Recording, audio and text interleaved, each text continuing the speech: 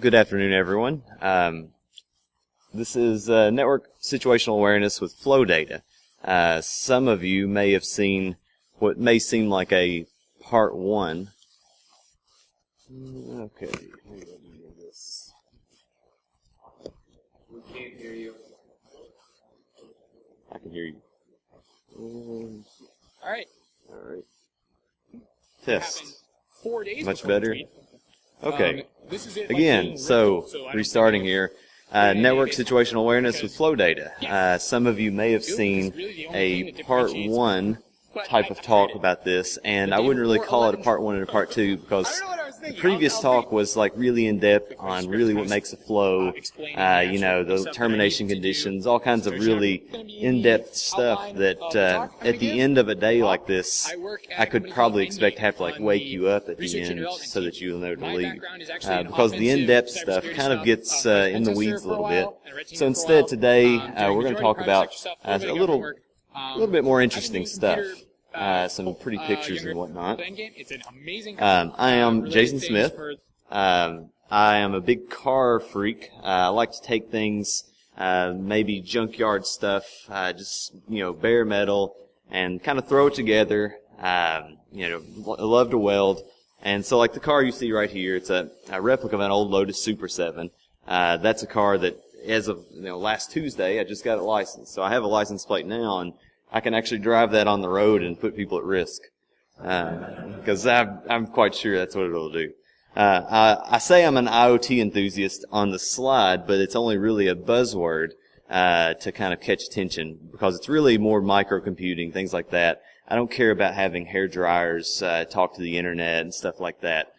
More like to just make gadgets, hook them up to cars, hook them up to whatever I can hook them up to, and make them do funny things. Originally, this car was intended to do all kinds of nefarious activities, using like linears for CBs and hack RFs and stuff like that.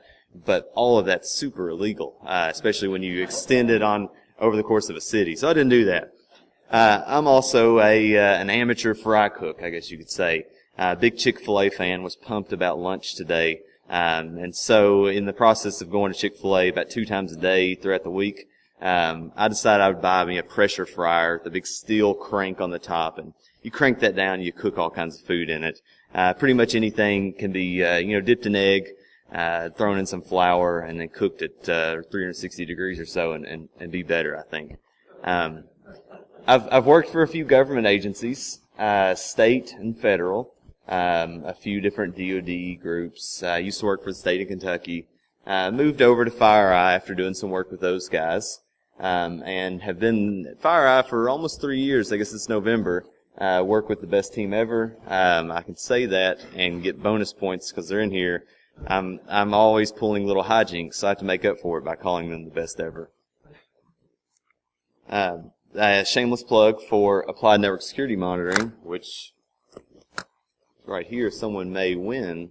And there's a copy there, and there's probably copies in most of your pockets. I'm sure you all love it. But one of you will win it today if I don't forget to give it away. And so the book was written by analysts for analysts, and I guess the thing to say about it, because it's been out for a while, but 100% of author proceeds go to charities, Rural Technology Fund, Kiva, Hope for the Warriors, Autism Speaks, a few others.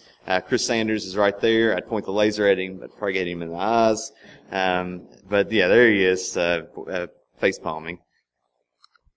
So what are we talking about today? I'm going to try to go through this more or less quickly, because normally when I talk to people about flow data, it kind of slows down as they glaze over, and I realize I should probably speed up instead. We're going to keep it exciting though today. So what is flow data?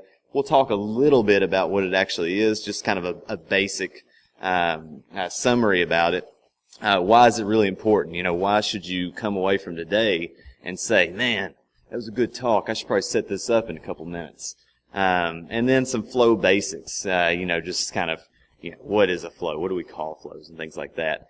We'll talk about how to collect it, and sometimes more importantly, how not to. A lot of people get themselves in situations where they'll set up this nice flow solution. They're like, yeah, I'm really doing it right. And then realize they have to clean it out every day or every 5 days, or every 30 days. And, when I think about flow data, I think about indefinite collection, where you never delete it, where it's easy as cake to just add on storage, and that, a little bit of storage goes a long ways with it. We'll use it for situational awareness and some examples, talk about some detection and response uses, and I'll show you again some tools of the trade. So what is not on the agenda and can be found at that link from a previous talk in Nashville, I've went in again to in-depth flow descriptions, all the little details about, a lot of the fields, the difference between version 5, version 9, etc. Won't talk about that today because it gets kind of boring. The data type comparisons, what are the difference between flows and J flows, etc. Any kind of broad collection methods, I'm not going to go into details about those. Instead, I'm going to go into the collection methods I like the most and that I recommend the most. There are some that aren't great. There are some that are really excellent. I'll also not go into any analysis methods with silk. Now, you'll see some silk output, but it's just as an example by comparison of other things. Hopefully, in the end, you'll see that it's extremely cheap to set all this up. So, what is a flow record? So, it's easiest to compare it to full PCAP, because everyone knows what full PCAP is. It's, the end-all data type that, if I have PCAP, I have everything. And, I would say that's true, but usually it's a matter of really parsing it. Chris Sanders gave a talk about, the efficacy of data types, and he gives some numbers by comparison, but, sometimes it's like, to really do it justice, you have to compare them, one-to-one. That if you aren't already a really serious expert with PCAP, you don't know the other tools by which you can churn through it and automate, actual parsing of it. Because PCAP on its own won't do you a lot of good if you're just saying, I'm going to do network security with PCAP and Wireshark, because that's not going to go a long ways. So flow data would be something akin to the phone records that you might get from your phone company if you somehow still get mailed phone records. Whereas PCAP data is like a full recording of the phone call. Now, across an enterprise, consider, I want to record every phone call for, 100,000 people, versus I just want to see the records of what 100,000 people kind of did. One, you wouldn't be able to do anything with easily. One, you could do a lot with, especially if you could churn out some statistics and had some tools to parse it. So that's kind of the approach that we're going to go with today on really how do you parse that stuff. How do you parse these huge amounts of data? When I say huge amounts of data, the comparison might be something akin to like Mount Everest versus, a molehill. A molehill that's about the height of me, still not a super tall molehill, but if a mole came out the size of me, you would be pretty scary. But literally, so 29,000 feet is roughly Mount Everest. So, I would be, 0.01 to 0.02% of the size of Mount Everest. So, the storage requirements. So, this is that little car I built. This is a big Balaz 75710 PCAP truck, carrying a lot of data, a lot of PCAPs. This little Caterham, which mine actually is a little heavier, but the R500 weighs 1,014 pounds. It would be a kind of a comparison if you stacked 6 of these trucks and then you compared the little tiny car there. So, even, picture in your head how zippy the car is compared to all these trucks. And it makes a cooler point, even though it may not actually be accurate performance-wise. When you consider the actual time that, the dwell time of an adversary, you talk about average times of, 140 some odd days in an environment. It really helps to, actually have a long, just long period of time that you can actually look back. And I don't know many people that have 140 days of PCAP data, especially in any, environment of any kind of decent size. If they do, it's some sort of, zany index stuff that's going to take a lot of effort to actually, go retrieve and a lot of time to actually, break that out and look through. Whereas with, PCAP, with NetFlow, you can just kind of say, oh, well, I know the time period that I need. I may have 2 or 3 years of flow data. Let me just look at that time period and, grab some stuff out of that. And maybe I can take that and go to some, metadata or some bro data or something like that, and get more context, and maybe make a conclusion. So flow data itself, what is it as a summary? Well, we often call it session data. We call it flow data. We call it net flow a lot. That's a proprietary term owned by Cisco. They own a lot of different little net flow terms, version 5, version 9. There's a lot in between. Some are skipped, basically. But the basics are that it's this 5-tuple. So you have, source IP, source port, des IP, des port, and protocol. Sounds pretty simple, and it really is as simple as that. There are more fields that are associated, packet sizes, things like that for the entire record. But for the most part, when people think of flows, they think of just this 5-tuple. We associate the times for which the records start and the records end. That's essentially it. We'll stack them up if termination conditions are met. Termination conditions might be, timed conditions. They may be configurable size conditions. A lot of times, an analyst will see, a series of what looks like some sort of beacon or whatever. And really what it is, just an extended communication where a bunch of termination conditions are met. I associate, this flow generation, the flow building, usually like an assembly line where you have this person who, these packets are coming in and he or she says, oh, well, this has a unique, SIP-DIP pair of some source port, des port, and protocol. I'm going to put this in this little basket here. And I'm going to really think about it when other packets come in to see if those are unique or if those are not unique. If they are unique, keep throwing them in this basket until a certain time, passes where either they don't show up or a certain time passes where they've continuously showed up and I need to, the basket's kind of full by my configuration and I need to get a new basket. So when basket is the flow record. So this is our engineer, and say he or she, because this is Silence of the Lambs, and Buffalo Bill had a thing where he wanted to be kind of either one. So he puts the packets in the basket, and as a new unique record comes along, he's actually handling a lot of baskets at this point. So generating and collecting network flow data. This is the fun part, assuming it goes correctly for you. If it doesn't, it can be an annoying part, but usually it's not. Usually it's pretty easy. These tools, basically, when you just kick them on, even in their default state, they'll start doing something for you. Silk eventually gets a little complicated, but we'll talk about that. So in general, you'll need either some sort of router that can export flow data. A lot of people say, yeah, we have a lot of that, and I recommend you to take caution against doing that because a lot of these devices will send you sampled data, and sampled flow data won't do you a lot of good. It's going to be poor for statistics for the most part. That's basically the best thing it will be for, but it won't be great at that.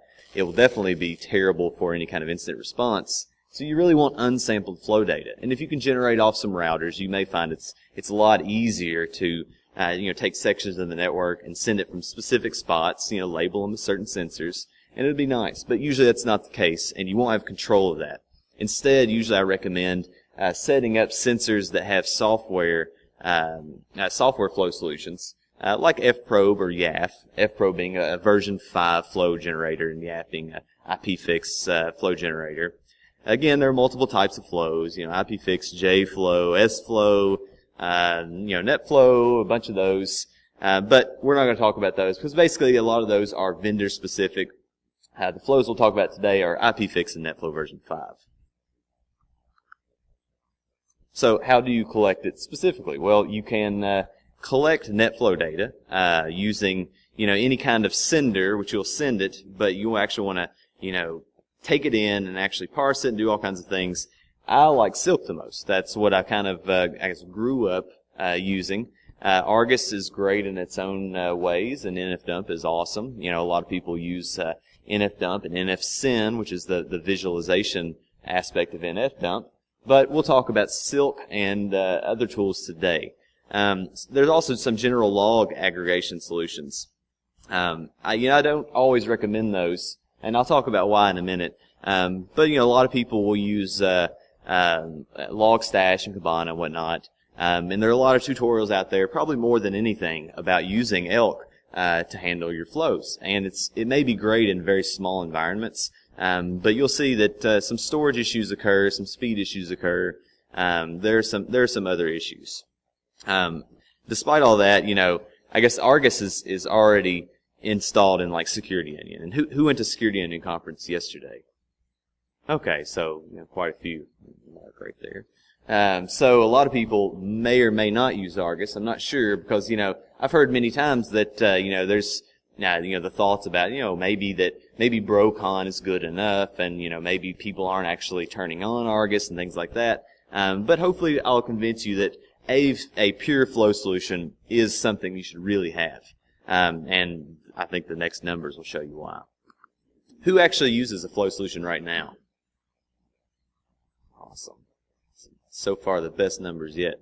90% to anyone watching the video that can't see the audience. So the flow data tool comparison. So we'll talk about raw solutions like Silk compared to generic log solutions like Elk. So basically, Silk has a compressed binary format that it uses across this flat structure. Essentially, what you have is as new flows come in, they kind of just get thrown into just some sort of directory structure by time and date. And essentially, when you call a query, it's calling out that directory structure as you call that query. So once you actually get to using it, you kind of see the correlation between how it's even set up, visually, when you just ls through that directory, and when you're actually calling those queries. Silk can be used pretty quickly to examine any data from any time, and I put an asterisk on that because you don't really want to say, oh, I want all the data for the last year at once. Because what are you going to do with that in the first place? Not a lot. Even for trying to narrow it down, you won't do much with it. So I say, stay to a week's time if you can. You can draw a lot of statistics in that week. It is not reliant on indexing. That can be good or bad. It's not relying on archiving. You can say that's good or bad. Because, a lot of the speed that you get from tools like Elk come from the indexing. The cons would be that it's flows only. So, a lot of people are like, well, you say I should have a flow solution, but I have all these other data types. And I would say that may be a case where you want to consider a lot of storage, and actually using a solution like a generic log parsing solution or something like that, to handle your flows. You're probably going to pay a whole lot though. If you can, you're better off pivoting from a real flow solution to that other log collector.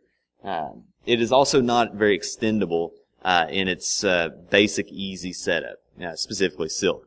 So Silk, we've made it pretty easy to set up, but if you want to go crazy with using Python with it and using all these trying to make APIs or whatever for tools like Chive, you're probably going to have a hard time without a little bit of extra work. But it's not impossible. If you're developing your own tools, you may find that it's actually quite easy.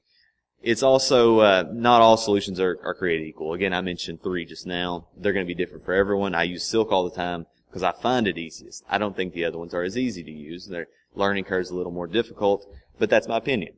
Your log solutions, obviously, there's several front ends you can use. We talked about, Kibana right now, and it's pretty awesome. You can make all kinds of pretty graphs. You can pretty much do whatever you want to with it. It's pretty extendable. Tools like Splunk are like working with clay. You can pretty much do anything you want to with it, and that's pretty awesome. But the downside, again, is storage, reliability, things like that. In the end, Splunk might cost you a whole lot when you're sending tons of flows to it. There are some tools, though, that have flow-specific pricing models. So even some security solutions like I guess QRadar uses a different kind of flow solution that they want to charge differently for, and it's basically all because a lot of complaints happen that say, oh, we have all this flow data, but you're going to charge me, an arm and a leg for this stuff, and there's no way anyone can do that. And it's true. I don't know many companies that are able to do that, and they usually end up doing this internally instead. So, what is the big difference? This is a pretty junky chart.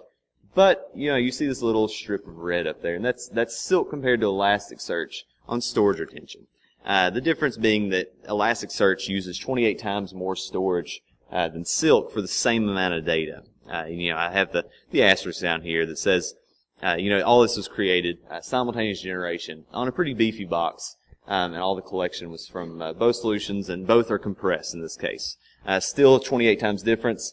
I'm not, an expert with Elasticsearch like some people are, but I'd say they would have a hard time, whittling that down to anything that's reasonable. Screenshot there of, just kind of some of the output. Also, that was 4 million flow records, in case you're curious. Go back one bit. 4 million unique flow records.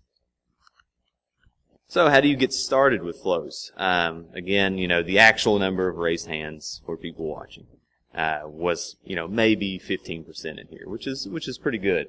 And maybe you had some shy people, so like 20%, being optimistic. But how do you actually do all this stuff? So again, we'll talk about Silk. It was made by the guys at Carnegie Mellon. It's an awesome tool, excellent documentation, all kinds of great things. You'll use YAF to actually generate the flows. YAF is different than Silk, but it's also made by the same guys.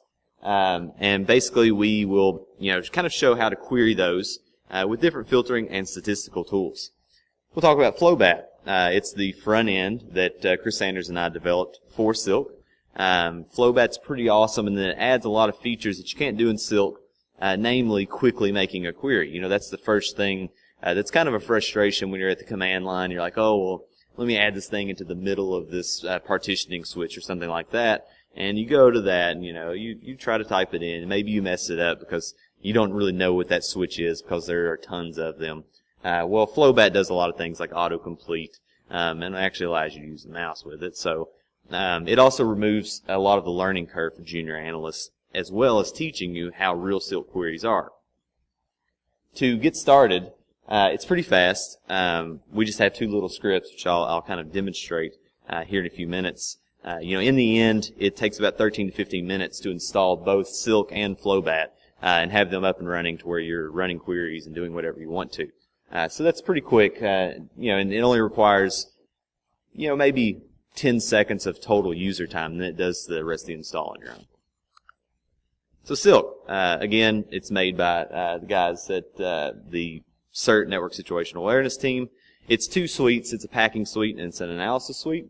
The analysis suite can do a lot of Unixy type things, so I recommend when you're using any of these tools that I'll mention here, in the next few minutes, that you don't try to pipe a bunch of raw output to a bunch of Linuxy type things, because then you're just going back to this raw, these strings and whatnot. You're not using the binary format that is optimized for. And, if you want to look at the documentation, again, there it is. So the actual collection architecture for generating flows. Here we have a NetFlow version 5 F-probe sensor. You may have a router that hopefully is doing unsampled flow generation. And you have this YAF sensor that's doing this IP fix stuff. It's sending all these flows to this security server, be it, whatever you've built. Maybe it's Security Onion or whatever that has the Silk packing suite on it. Specifically a tool called RWFlowPack that's all installed with this package. RWFlowPack says, I'm going to store all this in a way that you could probably read it, and the analyst will either SSH to that and run some commands directly, or FlowBAT will be installed on that security server, and then the analyst can just go there in the browser. To get started, as a review, we have a flow source, which is some router, or some switch, or some sort of software generation, like YAF or F-probe, again, installed with Silk on a box. We have a Silk server. It's some sort of security server that you're sending all your data to. Then we have the analyst workstation.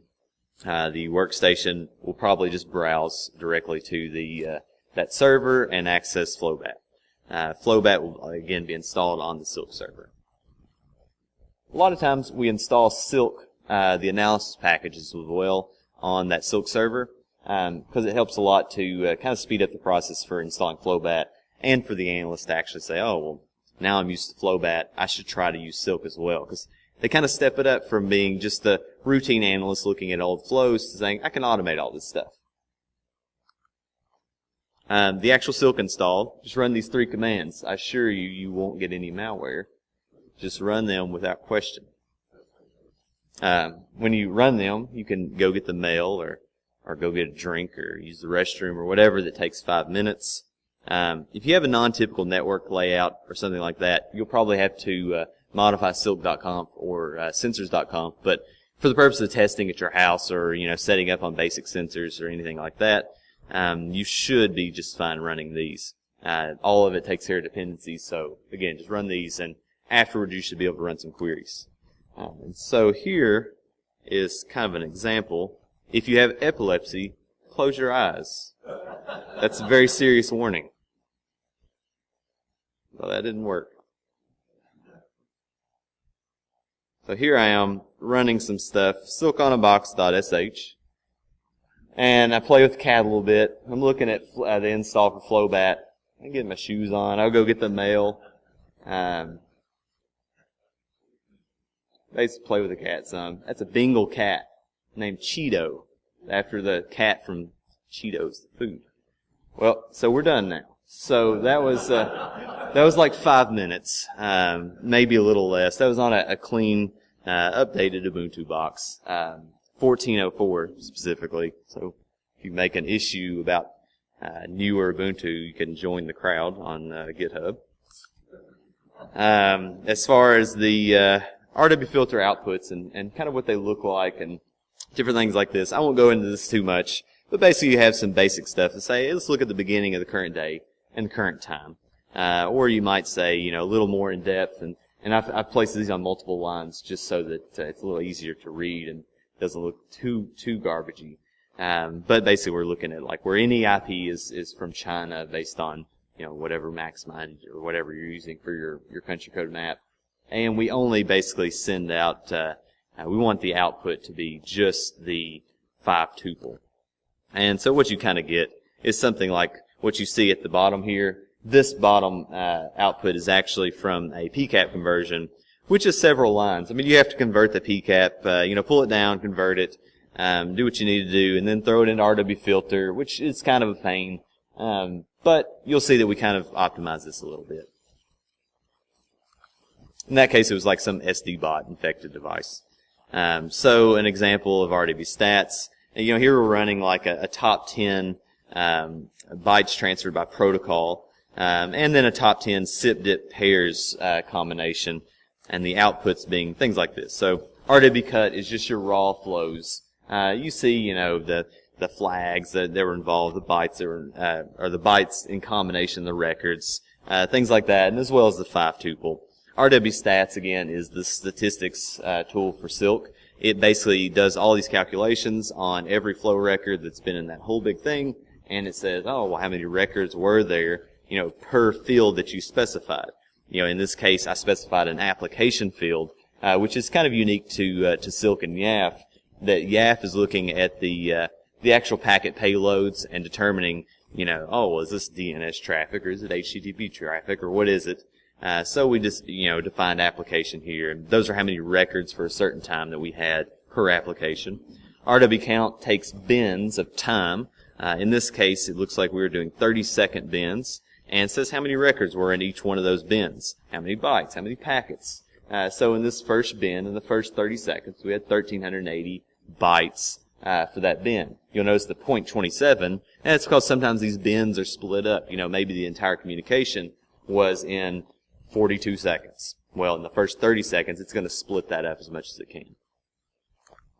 So, FlowBAT. What is FlowBAT? Well, it's the front end for Silk. Flow Basic Analysis Tool. You can go to flowbat.com, learn a lot about it. We have a lot of documentation now. By a lot, I mean just a little bit, but it's pretty understandable, and you can kind of go through examples on flowbat.com. And then, again, it's super easy to set up. But, if you want a demo sometime, you can email me or whatnot. I can show you a demo if you don't have 15 minutes to set it up on your own. So how do you get started with FlowBAT? I'll kind of run through the same kind of procedure as Silk. It's just as easy. It's just a script, basically. And then if you have some issues, it's probably because you're not actually reaching out to that server that it sets up. So we just run these. And this is going to take a long time by comparison. So like almost double the time. So you'll probably like need to get a drink, or like go fix, prepare some food or whatever. So again, epilepsy warning. Close your eyes. In this case, I'm running the, FlowBAT installer. It asks me a couple questions. It needs privileges not to install anything bad. In this case, I'm installing, oh, this is terrible. I'm installing, I'm cooking some chicken. So I'm a big fan, again, of frying food. This is kind of a replica of Chick-fil-A's chicken, but I think it's a little better for their nuggets. And if you have some pretty quality chicken breasts, it's actually quite good for a chicken sandwich as well. I would say it's better. Maybe it's just fresher in the end. I don't know, or maybe I put too much sugar in it, or something like that. But it's pretty good. So basically, what you have here is a regular non-spicy chicken mix, and well, let me check. It's done. So I only got halfway done with my chicken brine, and that took 7 minutes. Chicken brine takes a little longer than 7 minutes. I'll show you the recipe for that at the end. It's like the third giveaway that everyone gets, though.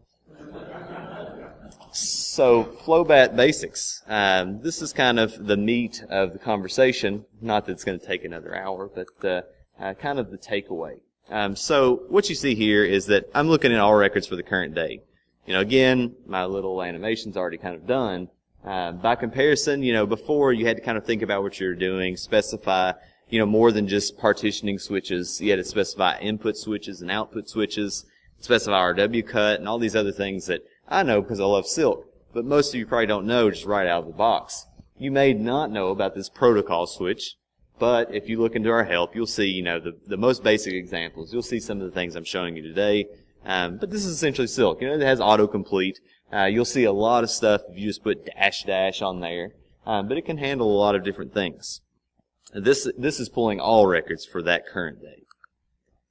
Here's another example. Again, I showed you the second example for Silk, which was saying, any local CIDR and then any Chinese IP address, be it source IP or dest IP.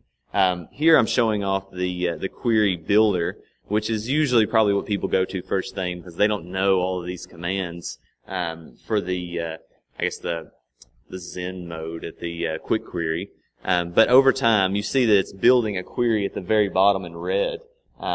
Here I say NECC on the additional parameters, because at the time we were missing an NECC field. But it built a query as well, so you can kind of learn what Silk is actually interpreting and saying, oh, well, I know what I need to do, so maybe you'll know what to do next time if you decide to automate this or something. Again, I specified a week on this one, but it came back pretty quickly. And you can, go through the pages and whatnot, or you can reduce these reduce the table down to whatever you want to see. In this case, I'm going to go down to just the 5 tuple. And usually I like to see starting time at the beginning. And then if you wanted to, you can also sort by starting time and do things like that. So here we're using stats. And again, I'm going to use the query builder, even though you can do this through just using a quick query at the little Zen mode command line there.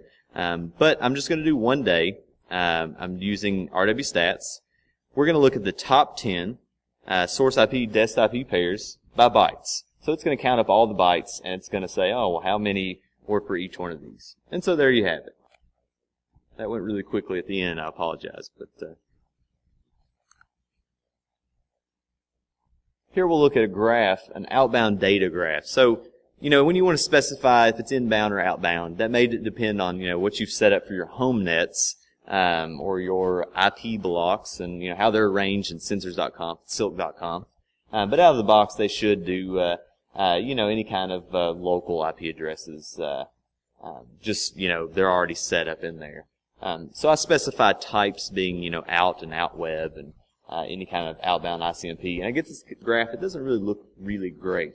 And it's because it's looking at bins. Again, we talked about bins of data. That was looking at 60-second bins. I want to look at 10-minute bins, so it's stacking everything up. So it should split this up a little better. And something like this may give you a good idea of situational awareness, maybe for that total day. Or you can have that like a rolling time. So in this case, I saved it as, some 24-hour outbound data. and we'll put this into a dashboard that I don't see Martin Holstein here. He loves dashboards.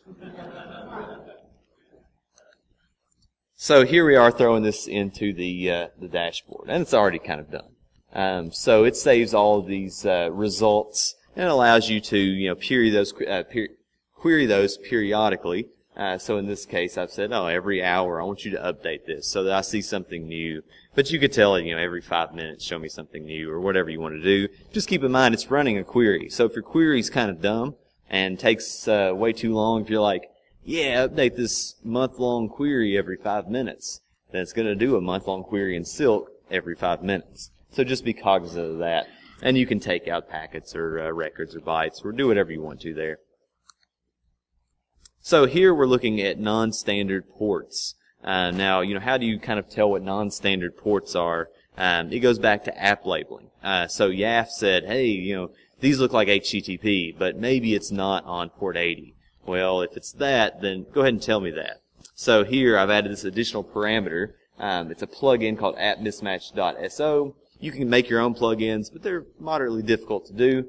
And I also said that, I only want packets that are kind of confirmed communications. So it needs to be like a return thing. So here you have where I've done a count of all of these, or a top 10 of, well, now I've lost it, but you have application and destination port down here. So what that showed was that there were 5 distinct destination ports that were used that were not, typical like 443. So in the next example, you'll actually see some of those that were non-typical according to YAF. So there you have another, like one non-port 80 HTTP port, things like that. So identifying services, I talked about app labeling, and it's pretty awesome.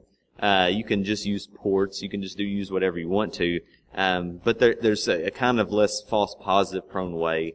And so here we just use app labeling only. We basically make sure that YAF itself is doing all of this. And I won't go into too much detail because it's just a big long Silk query is the bulk of this. But at the end I said, hey, show me source ports and applications. And you'll see that, for instance, like 902 is actually just, that was VMware. But a lot of these, 1800, which is actually FlowBAT itself.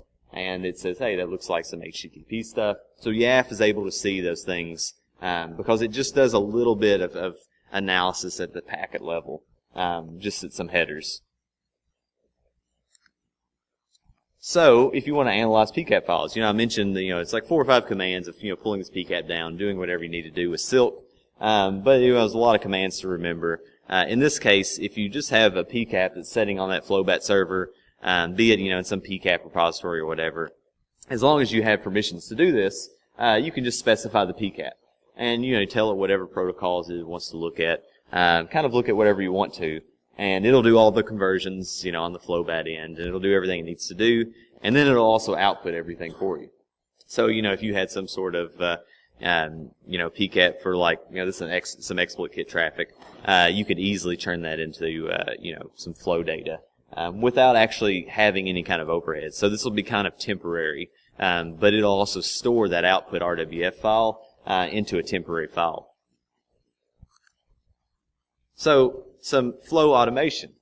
So basically, we looked at FlowBAT, which is not really an automated thing. So, a lot of people ask about APIs, and we're like, well, FlowBAT's just a front end for Silk. So why don't you just run on Silk? And I'm like, well, we still want an API. So I guess they just want like a proxy, essentially. Because you can just do everything through Silk if you want to.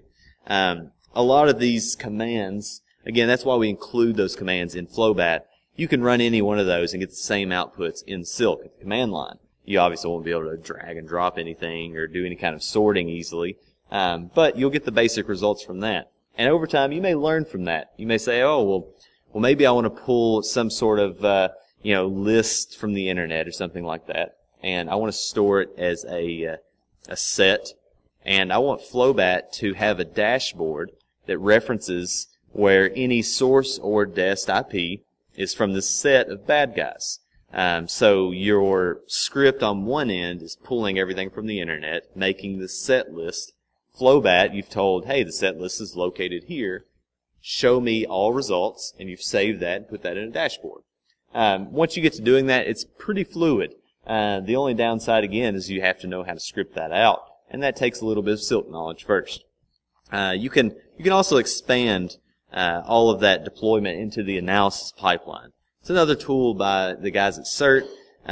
It's pretty awesome, but it's not as easy to set up, or at least we haven't made it as easy to set up yet. Maybe that should be a focus, but we don't get a lot of requests for it, even though it's pretty awesome. It'll do its own watch list reporting. It'll do all kinds of like tunneling detection, things like that. So like if it sees like any kind of DNS requests that are like abnormally large, or like they're occurring too quickly or something like that, or if like it sees ICMP occurring too quickly from a host, or things that just don't make sense, it'll make an alert for those things, and you can send it to any kind of log solution that you have, and make some alerts out of that. If you want to know more about it, there's the link. There's also tools like FlowPlotter, which I'll talk about in just a second, not in huge detail, just because that was kind of a part one talk. FlowPlotter is being augmented now to remove all Google visualizations, which you'll see in a minute. So what is FlowPlotter? It's just when you're running an RW filter command or any Silk command, you can basically pipe all that output to FlowPlotter and make kind of, I'm not saying any plot that you want. It doesn't do Sankey diagrams yet. Martin again.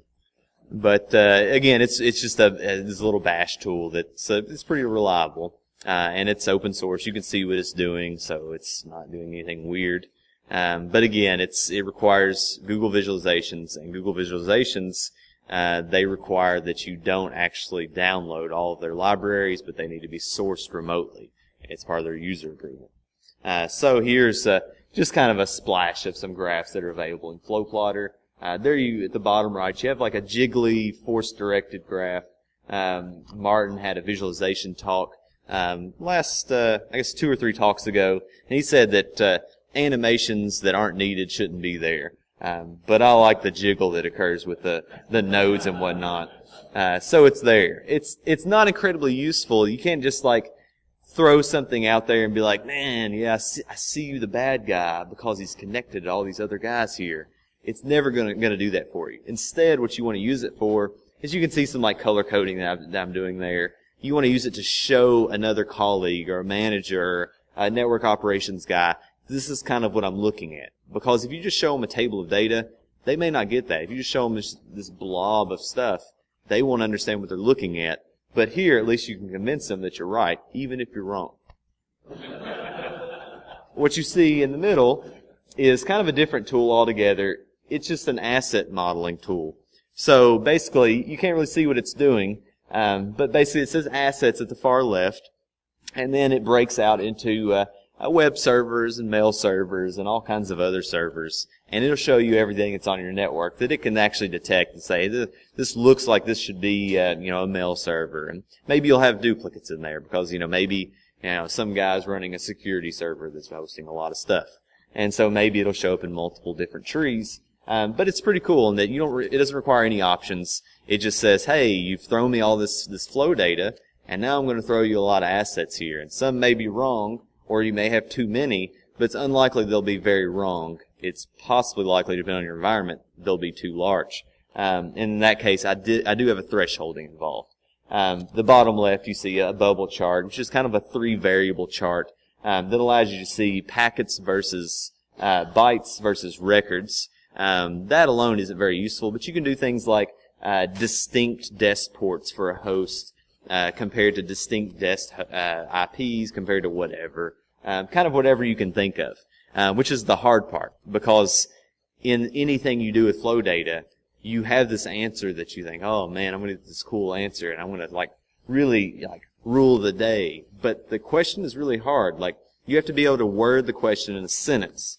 So if you can't just say to yourself in, just English, say, well, what am I looking for? I want, hosts that have reached out to 4 or more distinct destination country codes. That's a sentence. But if you're just I just want to, churn through some data and see the bad guys, you're not going to find that. And I'm not going to use any kind of hype words like hunting, but you know, that kind of stuff requires prerequisite knowledge on, you know, how to approach it. You can't just find the bad guys, you know, point to it, the bad guys are in there. The rest of your stuff, you have, you know, your typical line chart, and that's based on like the bins of, you know, packets or bytes, you know, over time. And you have bar charts and whatnot, that they work pretty well if you throw them into a dashboard or something like that as an iframe. But you can just, if you want to, use like, you know, Python's, really simple, HTTP server to just host these, and, you know, people can look at them and make your own dashboard. Another summary of Silk, and almost done here. It's extremely fast. It's really easy to manipulate stuff if you're really good at scripting. Again, it's a lot of data, but they offer tools to whittle down the data as well. It's got awesome documentation, and again, more tools are coming out to actually, you know, analyze this stuff.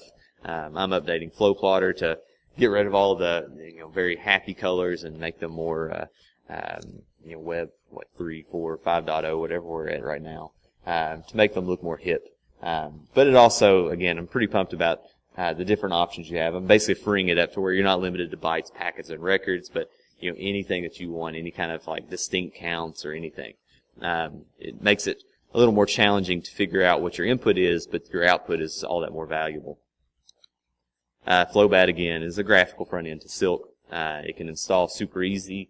Not going to give you a seizure again to show you how easy, but you can rapidly pivot from data. I didn't show all the examples of, you know, you can click a time, for instance, say, I want the previous 5 minutes of records, and it's going to put a, you know, this huge long query out there that would, you know, you would be punching in numbers just to figure that out on a calendar or whatever, but it'll just, you know, decide all that for you. It has some visualizations and whatnot, dashboards, whatever you want, and again, it's by analysts for analysts, and so I use it pretty much all the time. Chris uses it. A lot of people are using it now. And so when people say we want a certain feature in it, we take it seriously, not seriously enough to probably work on it immediately or stop eating to fix something, but we take it pretty seriously. Actually, to fix bugs, we jump on those pretty quick. So, yeah, FlowBAT.com. You have the source if you want to go look at that. And in conclusion, you should probably be using FlowData. It's super easy to set up. If you have a really, you know, dispersed environment, maybe it's difficult. If you don't have any security posture at all, like you don't have a tap or any sensor or anything like that, you may find it's pretty difficult to set up your own flow generation, just because, I mean, you probably should have those things. I doubt you have alerting or anything if you don't have those. It's really easy to collect stuff from it. It makes analysis much easier, for, you know, pivoting from large data sets to the PCAP you want. And it's minimal barriers to entry. Here's your first giveaway, which everyone wins. It is the recipes for that chicken, which I swear to you is the best non-spicy chicken I've ever had. I assume this is recorded. And then I appreciate it very much. There's my contact. If you want to go buy Applied Network Security Monitoring, you can get it at Amazon and basically feel good that you're donating it to charity. Also, when you buy it at Amazon, go to smile.amazon.com, because that is a percentage of every purchase you make goes towards a charity of your choice. It can be Rural Technology Fund, which would be awesome, but it can be whatever charity you want it to be. Not a lot of people are aware of it, but it costs nothing to you, and it doesn't change your Amazon, you know, browsing or anything like that. It's just free money for charities, free at Amazon's expense. So, that's it. Any questions? Yes. Any other questions? When you use a fryer, it sounded like it was a pressure fryer? Yeah, it's solid. It's very solid. It's steel, and you use a regular fryer? It will, if you use like a pressure cooker, it will explode. like it's a lot of terrible videos. And a regular fryer is okay, and this will work in a regular fryer. Yeah. Thank you. It'll take longer. Is there a difficulty if you have to use like gluten-free flour? Gluten-free is better. It makes crispier breading. Okay. Yeah, or you can mix vodka with your marinade, and it'll like reduce the gluten for regular flour. Yeah, so I just Okay, yeah. thank you.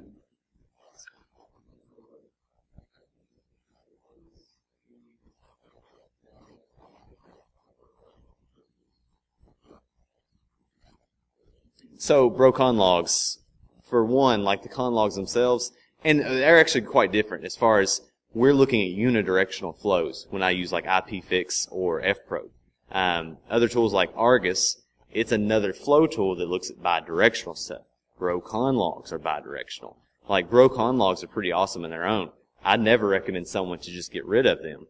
But like, I guess when it comes down to like, if it was one or the other, I always recommend flows just because, again, the storage that bro-con will require for the same amount of data. Now, granted, bro-con actually requires less storage, for what I've seen at least, than just churning a bunch of flows into Elasticsearch or something like that. And part of it's because bro actually, there's a little more data to it. People will say, oh, bro is like flow. What's like faux flow? It's bro faux flow. It is, that's a tongue twister. But bro-cons are awesome. I'm definitely not bashing bro-cons. Like if you already have like a bunch of bro logs and they're going to Elasticsearch or something like that, then maybe you'll say, well, yeah, I already have bro-con data and maybe it's already good enough. But ask yourself how far back you can store those bro-con logs. And, if you can't store more than like 30 days, either maybe store more of them or consider a flow solution, because flows take up, no space at all by comparison of, any kind of raw text like that. Because again, like bro-con, there's no like special format. They're just strings, right? So it's stored in a pretty substantially larger format. If you compress them, you have to deal with the compression, things like that. But again, if you throw it into Elasticsearch, all that is compressed and, on the way. So, good question. Anybody else? Yeah. Hi, this is Joseph. I'm just wondering, you mentioned this is your favorite non-spicy chicken. Yeah. You'd be releasing your favorite spicy. As soon as I get it fixed up, I will. I work on it. I'm pretty diligent about it, but it's not perfect yet, and I don't feel confident to go to a conference with it yet. But maybe it'll be its own talk. I don't know. I'll trick you into listening to only that. Do you have a recommendation for a home fry? Yeah. It's this, Smile.amazon.com.